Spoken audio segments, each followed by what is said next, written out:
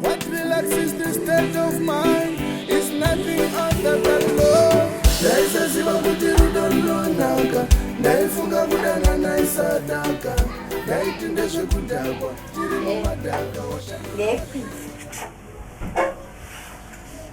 ndoda kuziva kuti ko bhangu azosvika here kana kuti asati asvika. Kosi kunokwadzi asvikawo. Kunoko asati asvika. Hai iri bho. Ndada kutoziva zvangu. Kosi pane madhiti anoda kumboita 2 minutes. Saka ndaitikumbira kuti kana asvika ikoko unomusendera message. Just the moment yaanongosvika yasati atombogara pasi obva watisendera message. Oh.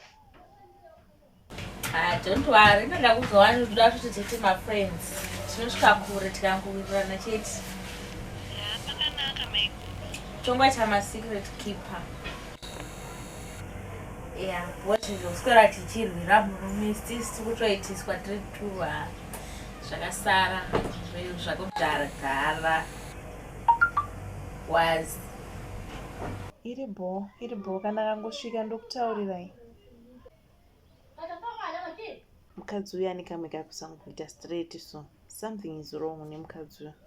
Madhiri anda kuita nini? Auda zvekutoita shamwari neni, zvekutoda zvanyinyoita tsitsi dzei.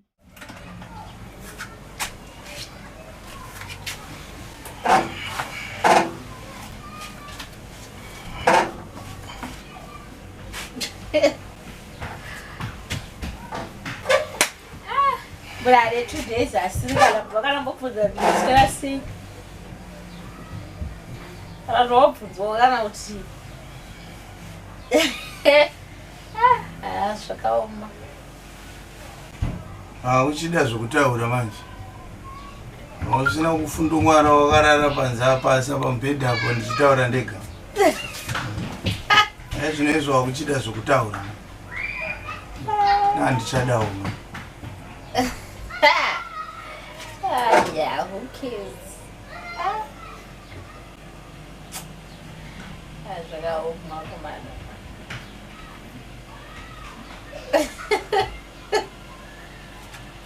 Kanongosenda message yacho. At least ndikutobenefitawo zvangu nditovarayirwa zvangu. Mheno ikoko. Yeah, anouya mai manje.